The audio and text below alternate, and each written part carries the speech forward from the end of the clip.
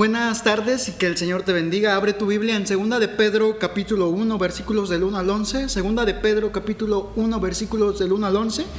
Y durante el transcurso del sermón vamos a ir leyendo estos pasajes. ¿Te encuentras en apuros porque no sabes qué hacer con tu vida cristiana? Sí, ya sabes que eres salvo. Ya sabes que fuiste justificado solo por fe y que esto no es por obras. Pero te encuentras consternado porque de una o cierta manera te sientes estancado, sientes que no avanzas en tu peregrinar con Cristo y que en vez de seguir creciendo en su conocimiento, tal parece que el mundo ha invadido y hecho de las suyas en tu forma de pensar, incluso hasta en tu forma de actuar. Algunos creyentes sienten que no tienen la suficiente gracia de Dios en su vida. Tal vez te consideras un mal cristiano y que esto del cristianismo no es lo tuyo. Y déjame decirte que en parte tienes razón. Por tus propias fuerzas, por los vestigios que quedan de tu antigua naturaleza, pensar que tú puedes crecer en el cristianismo solo con tus propias fuerzas es caer en un caos. Es caer en un pensamiento infructífero que no puede ser de provecho. Pero gracias damos, escuche muy bien hermano, gracias damos que tenemos el Espíritu Santo de nuestro lado, que el conocimiento de Cristo se nos ha sido dado para nosotros crecer como siervos, crecer en su obra, incluso no solo crecer, sino ser de bendición de una manera fructífera. Así que la primera parte dice lo siguiente: Simón Pedro, siervo y apóstol de Jesucristo, a los que habéis alcanzado por la justicia de nuestro Dios y Salvador Jesucristo, una fe igualmente preciosa que la nuestra. Pedro es siervo y apóstol de Jesucristo. No se pertenece ni actúa por sí mismo. En esta carta él está siendo sincero y sabe que su vida está subordinada al servicio de su Dios, al servicio de Cristo.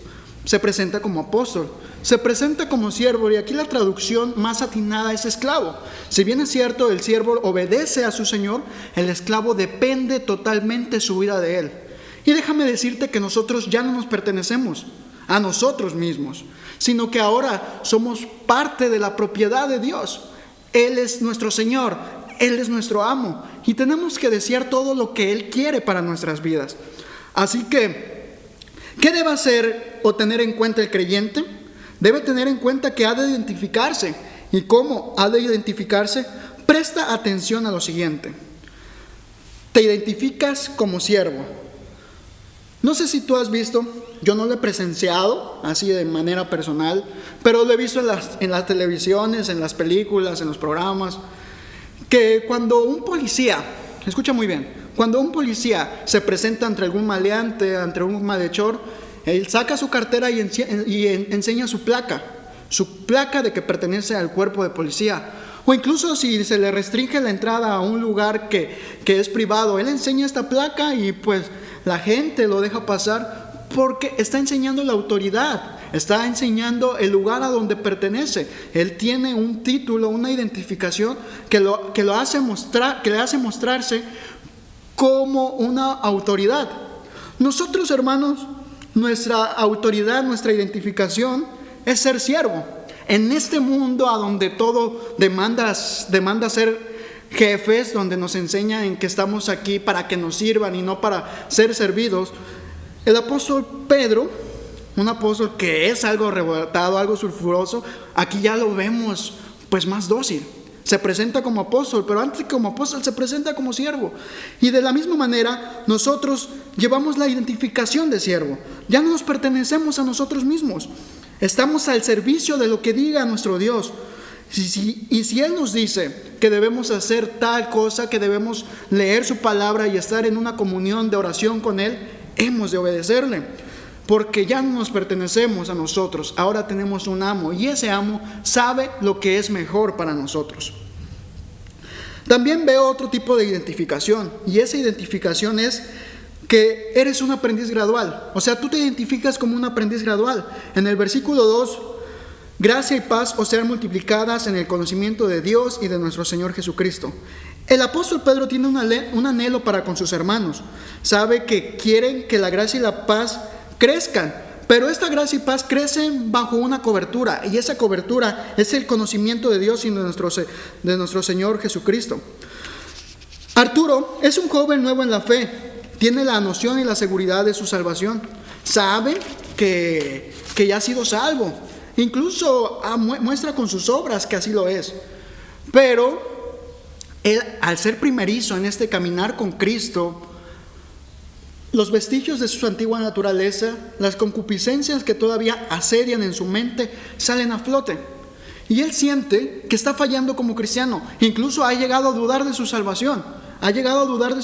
Él ya sabe que es salvo, pero está dudando de si en verdad puede ser un buen cristiano, si esto del cristianismo es lo suyo. Entonces visita a su líder de jóvenes, y este líder de jóvenes le recalca y le dice: tú debes ser un aprendiz. Tú estás aquí creciendo. Si eres salvo, ya te encuentras bajo una cobertura nueva, a una nueva naturaleza, pero date cuenta que tienes que ir creciendo, que esto no se acaba hasta que mueras. Y entonces él le suelta una frase que es muy punzante y lo lleva a accionar, lo lleva a deleitarse en la oración y la palabra. Y él le dice: si sigues luchando con tu carne, mortifícala, porque estás peleando una batalla que ya está ganada. Tienes todo el potencial en este mundo porque tienes a tu favor toda la gracia que necesitas. Y esta frase también puede ser para ti. Escúchalo muy bien. Tienes todo el potencial en este mundo porque tienes a tu favor toda la gracia que necesitas. Ya no tienes que ser esclavo de tu pecado. Estás peleando una batalla que Jesús ha ganado. Él venció la muerte, Él venció el pecado, y nosotros, como estamos bajo su conocimiento, estamos creciendo en el conocimiento de nuestro Dios, también hemos vencido junto con Él esta batalla. Y esto me lleva a aterrizarme al primer punto: porque el conocimiento divino te ha alcanzado, tú debes aceptar tu identidad. Entonces, dada que nuestra identidad es una identidad de siervo y una identidad de un aprendiz gradual, nuestra responsabilidad es realizar estas acciones, pero son acciones que llevan ya implícitas promesas por parte de Dios. ¿Quieres saber cuáles son? La primera es que Dios te promete una vida de rectitud. Como todas las cosas que pertenecen a la vida de la piedad nos han sido dadas por su divino poder, mediante el conocimiento de aquel que nos llamó por su gloria y excelencia, por medio de las cuales nos ha dado preciosas y grandísimas promesas, para que por ella llegases a ser participantes de la naturaleza divina, habiendo huido de la corrupción que hay en el mundo a causa de la concupiscencia. Yo estoy en una casa. He sido invitado a la casa de mi amigo, y mi amigo me invita de comer. Su mamá hace un guiso muy rico que a mí me fascina. Entonces hago el guiso, la mamá me ofrece más, yo con gusto le digo bienvenido sea, y del gusto de este guiso. Tanto es así que yo le pido la receta, ella me lo da, y llegando a mi casa le digo a mi mamá que prepare, que lo haga.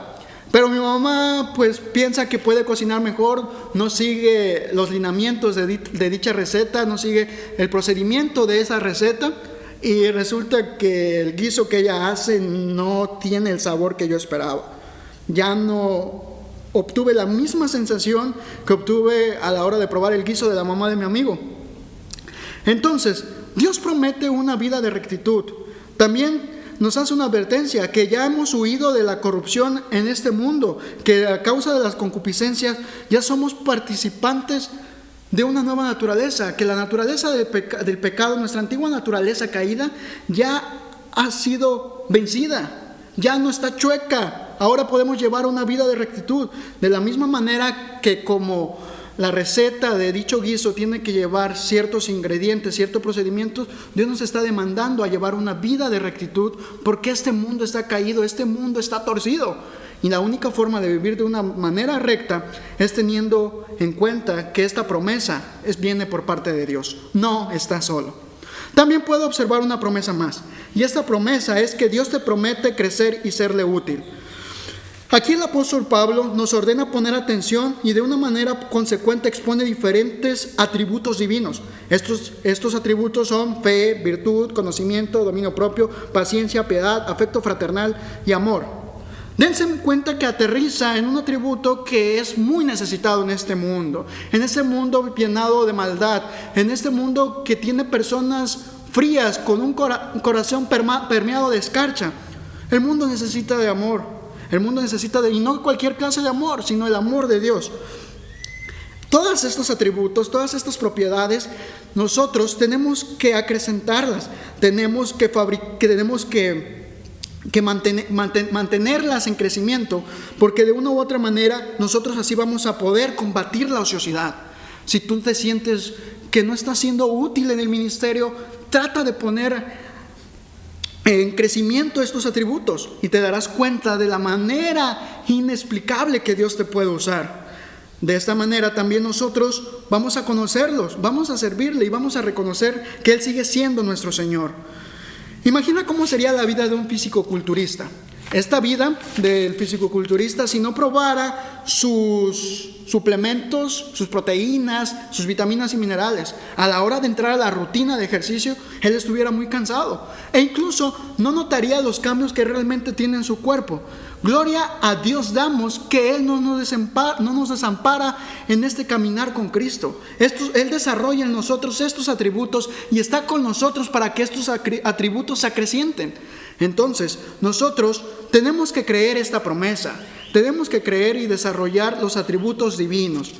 Entonces, esto me lleva a inferir a nuestro segundo punto. Porque el conocimiento divino te ha alcanzado, tú debes realizar las promesas divinas. Una vez realizadas las promesas divinas, tales promesas son una vida de rectitud y un crecimiento para utilidad en el conocimiento de Cristo. ¿Qué debemos comprobar por parte de Dios y cómo debe ser nuestro obrar ante dichas confirmaciones? Aquí yo observo que debemos comprobar que fuimos limpiados de nuestros pecados. Es decir, tú debes comprobar que fuiste limpiado de tus pecados. Porque Él no tiene, dice el versículo 9, estas cosas, porque el que no tiene estas cosas tiene la vista muy corta, es ciego, habiendo olvidado la purificación de sus antiguos pecados. La consecuencia de no desarrollar los atributos antes mencionados nos hace llevar una vida ociosa. La ociosidad nos hace olvidar de las promesas que Dios nos ha dado. Y hay una promesa muy grande, hermanos, y esa promesa es que fuimos limpiados de nuestros pecados, que ya no le pertenecemos a nuestra antigua naturaleza, y que si bien es cierto ahora la nueva naturaleza se enfrenta a la antigua, nosotros ya fuimos limpiados. A diferencia del mundo, ellos siguen manchados, su pecado los sigue representando. A nosotros ya nos representa esta nueva naturaleza y nosotros ya tenemos la victoria. Nosotros debemos recordar todos los días que fuimos limpiados de nuestros pecados. A la hora que tú te levantas, despiértate y darle gracias a Dios que has sido limpio. Esto me lleva también a otra confirmación más. Comprueba tu vocación y elección. Por lo cual, hermanos, tanto más procurad hacer firme vuestra vocación y elección, porque haciendo estas cosas no caeréis jamás. Porque de esa manera os será otorgada amplia y generosa entrada en el reino eterno de nuestro Señor y Salvador Jesucristo. Pedro les está ayudando a sus lectores a prepararse para su futuro eterno y también para el suyo. Él nos está mostrando que una vida gloriosa se nos va a ser otorgada. Y también nos muestra que tenemos una vocación, que tenemos una elección, que hay una exclusividad. Si bien es cierto que Dios quiere que todos se salven, pero eso no quiere decir que todos los salvados van a ser igualmente útiles, van a ser fructíferos en este mundo. Incluso esto me lleva a pensar que las recompensas en el reino no van a ser las mismas. Así que, hermano, recuerda que usted tiene una vocación, una elección comprobada. Dios está contigo. Por lo tanto, el creyente comprueba que ha sido limpiado de sus pecados, en otras palabras, perdonado, y que está comprometido a confirmar su vocación y elección, por lo que nos lleva a aterrizar a nuestro tercer punto. Porque el conocimiento divino te ha alcanzado, tú debes esforzarte por comprobar tu perdón y elección. Hemos visto que el conocimiento divino nos demanda identificarnos, nos demanda a realizar las promesas que ya nos han sido dadas por Dios y a comprobar nuestro llamado y elección. Esto nos lleva a una conclusión preciosa que encierra una verdad para los que somos salvos. Y esta verdad es una verdad esperanzadora, que vamos a formar parte del reino de Dios. Que el reino de Dios, la morada celestial, nos pertenece y que esa es nuestra meta. Entonces, aterrizamos a lo siguiente: porque el conocimiento divino te ha alcanzado, tú debes confiar en tu entrada al reino. Así que, si quieres que la gracia de Dios sea incrementada en tu vida, recuerda que tienes una entrada al cielo. Recuerda que tienes todo el potencial en este mundo, porque tienes todo porque tienes a tu favor toda la gracia que necesitas, porque el conocimiento divino te ha alcanzado, tú puedes crecer, tú te identificas y te das cuenta que el reino es tuyo, el reino te espera. Hermanos, estamos aquí de paso, el reino de Dios nos espera, el reino de Dios incluso va a venir aquí también. Él va a formar parte, va a quitar toda la maldad que podemos ver. Y gloria a Dios por ello. ¿Qué nos queda a nosotros hacer? Permanecerle fiel, porque Él nos ha sido fiel.